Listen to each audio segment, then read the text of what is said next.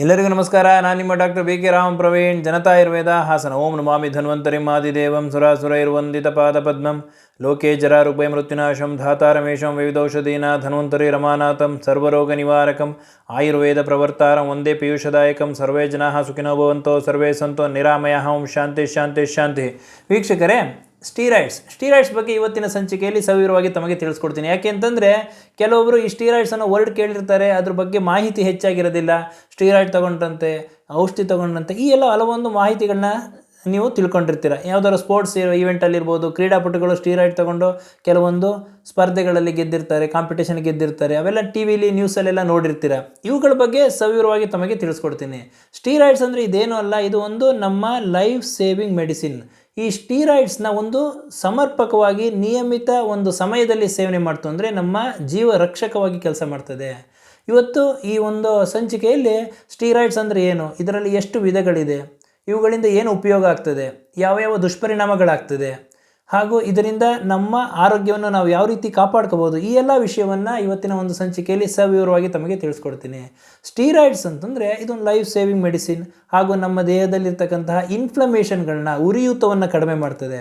ಆದರೆ ಈ ಸ್ಟೀರಾಯ್ಡ್ಸ್ನ doctor prescription ಇಲ್ಲದೆ ದೀರ್ಘಕಾಲ ನೀವು ಸೇವನೆ ಮಾಡ್ತು ಅಂತಂದರೆ ದೇಹದಲ್ಲಿ ಹಲವಾರು ದುಷ್ಪರಿಣಾಮಗಳಾಗ್ತದೆ ಹಾಗೂ ರೋಗ ನಿರೋಧಕ ಶಕ್ತಿ, ಇಮ್ಯೂನ್ ಸಿಸ್ಟಮ್ನ ಕಡಿಮೆ ಮಾಡ್ತದೆ, ನಮ್ಮ ಆರೋಗ್ಯವನ್ನು ಹಾಳು ಮಾಡ್ತದೆ. ಹಾಗಾಗಿ ಈ ಸ್ಟೀರಾಯ್ಡ್ಸ್ನ ಡಾಕ್ಟರ್ ಪ್ರಿಸ್ಕ್ರಿಪ್ಷನ್ ಇಲ್ಲದೆ ದೀರ್ಘಕಾಲ ಸೇವನೆ ಮಾಡಬಾರ್ದು.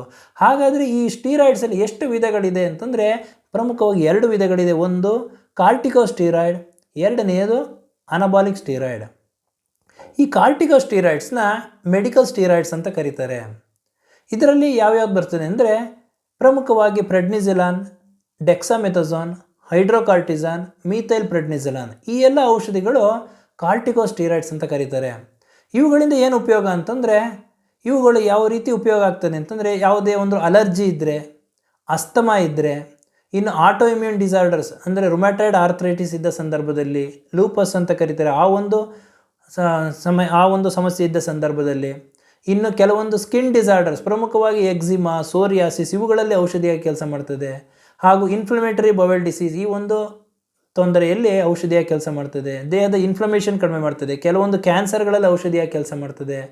ಹಾಗೂ ಹಲವಾರು ಒಂದು ಸಮಸ್ಯೆಗಳನ್ನ ನಿವಾರಣೆ ಮಾಡೋದಕ್ಕೆ ಇದು ಸಹಕಾರಿಯಾಗಿದೆ. ಇನ್ನು ಅನಬಾಲಿಕ್ ಸ್ಟೀರಾಯ್ಡ್ಸ್ ಅಂತಂದರೆ ಇದು ಯಾವಾಗ ನಮ್ಮ ದೇಹದಲ್ಲಿ ಹಾರ್ಮೋನ್ ಡಿಫಿಷಿಯನ್ಸಿ ಆಗ್ತದೋ ಅಂಥ ಒಂದು ಸಂದರ್ಭದಲ್ಲಿ ಉಪಯೋಗಿಸ್ತಾರೆ. ಮಸಲ್ ವೇಸ್ಟಿಂಗ್ ಅಂತಂದರೆ ಮಾಂಸಖಂಡಗಳಲ್ಲಿ ಯಾವಾಗ ವೀಕ್ನೆಸ್ ಇರ್ತದೋ ಅಂಥ ಒಂದು ಸಂದರ್ಭದಲ್ಲಿ ಯೂಸ್ ಮಾಡ್ತಾರೆ. ಆದರೆ ನೀವು ಕೇಳಿರ್ಬೋದು, ನೋಡಿರ್ತೀರ, ಟಿ ವಿನಲ್ಲಿ ನ್ಯೂಸ್ ಪೇಪರೆಲ್ಲ ನೋಡಿರ್ತೀರ, ಕೆಲವೊಬ್ಬರು ಸ್ಪೋರ್ಟ್ಸ್ ಪರ್ಸನ್ಗಳು, ಕ್ರೀಡಾಪಟುಗಳು ಅವರ ಒಂದು ಸ್ಪರ್ಧೆಗಳಲ್ಲಿ, ಕ್ರೀಡೆಗಳಲ್ಲಿ ಈ ಒಂದು ಸ್ಟೀರಾಯ್ಡ್ ತಗೊಂಡು ಅವರು ಅಚೀವ್ ಮಾಡಿರ್ತಾರೆ, ಗೆದ್ದಿರ್ತಾರೆ ಅಂದ್ಕೊಂಡಿರ್ತಾರೆ. ಅದು ಆಮೇಲೆ ತದನಂತರ ಪರೀಕ್ಷೆ ಮಾಡಿದಾಗ, ಅವರ ಒಂದು ರಕ್ತ ಪರೀಕ್ಷೆ ಮಾಡಿದಾಗ ಅದರಲ್ಲಿ ಸ್ಟೀರಾಯ್ಡ್ ತೊಗೊಂಡಿರೋದು ಅವ್ರಿಗೆ ಒಂದು ಖಾತ್ರಿಯಾಗಿರ್ತದೆ. ಅಂಥ ಒಂದು ಸಂದರ್ಭದಲ್ಲಿ ಆ ಕ್ರೀಡಾಪಟುಗಳನ್ನ ಡಿಸ್ಕ್ವಾಲಿಫೈ ಮಾಡ್ತಾರೆ, ಪನಿಷ್ಮೆಂಟ್ ಆಗುತ್ತೆ. ಈ ಎಲ್ಲ ಒಂದು ವಿಷಯವನ್ನು ನೀವು ಕೇಳಿರ್ತೀರ. ಹಾಗಾಗಿ ಈ ಒಂದು ಅನಬಾಲಿಕ್ ಸ್ಟೀರಾಯ್ಡ್ ತೊಗೊಂಡಾಗ ಏನಾಗುತ್ತೆ ಅಂತಂದರೆ ಅತಿ ಹೆಚ್ಚು ಶಕ್ತಿ ಬಂದ್ಬಿಡ್ತದೆ, ಮಸಲ್ಗಳಲ್ಲೇ ಒಂದು ವಿಪರೀತ ಶಕ್ತಿ ಬರುತ್ತೆ. ಹಾಗೂ ಅವ್ರು ಏನು ಒಂದು ಕ್ರೀಡೆಯಲ್ಲಿ ತೊಡಗಿರ್ತಾರೋ ಅದನ್ನು ಹೆಚ್ಚಾಗಿ ಅವರು ಮಾಡ್ತಕ್ಕಂಥ ಒಂದು ಸಾಮರ್ಥ್ಯ ಶಕ್ತಿ ಬಂದಿರ್ತದೆ. ಹಾಗಾಗಿ ಇದನ್ನು ಡಾಕ್ಟ್ರ್ ಪ್ರಿಸ್ಕ್ರಿಪ್ಷನ್ ಇಲ್ಲದೆ ಅವರು ಯಾವುದೇ ಕಾರಣಕ್ಕೂ ಇದನ್ನು ಸೇವನೆ ಮಾಡಬಾರ್ದು.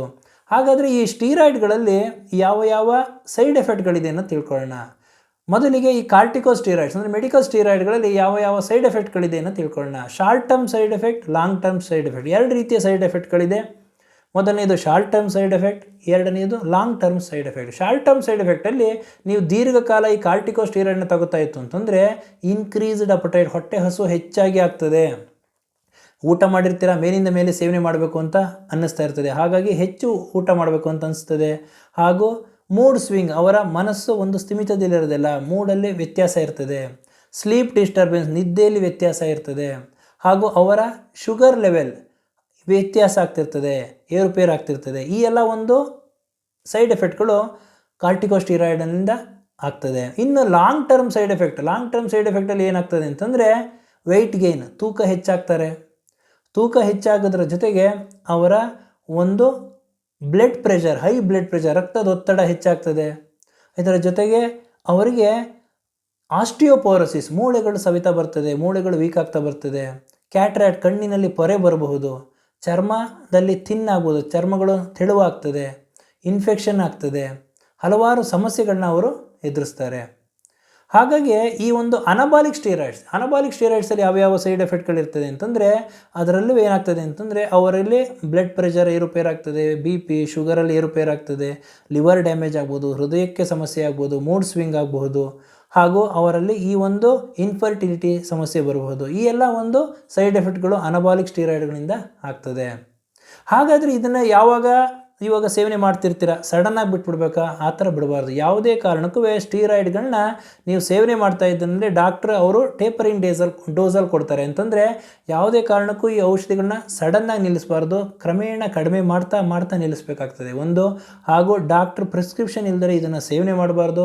ಡಾಕ್ಟ್ರ್ ಎಷ್ಟು ನಿಮ್ಮ ತೊಂದರೆಗೆ ಸಮಸ್ಯೆಗೆ ತಕ್ಕಂತೆ ಅವರು ಔಷಧಿನ ಕೊಟ್ಟಿರ್ತಾರೆ, ಅದನ್ನು ನೀವು ನಿಯಮಿತವಾಗಿ ಒಂದು ಸಮಯದಲ್ಲಿ ನೀವು ಸೇವನೆ ಮಾಡೋದ್ರಿಂದ ಇದನ್ನು ಔಷಧಿಯಾಗಿ ಕೆಲಸ ಮಾಡ್ತದೆ ಹಾಗೂ ಲೈಫ್ ಸೇವಿಂಗ್ ಮೆಡಿಸಿನ್ ಆಗಿ ಕೆಲಸ ಮಾಡ್ತದೆ. ಆದ್ದರಿಂದ ಇದನ್ನು ಡಾಕ್ಟ್ರ್ ಪ್ರಿಸ್ಕ್ರಿಪ್ಷನ್ ಇಲ್ಲದಲೇ ಅತಿಯಾಗಿ ಸೇವನೆ ಮಾಡೋದ್ರಿಂದ ಹಲವಾರು ದುಷ್ಪರಿಣಾಮಗಳಾಗ್ತದೆ.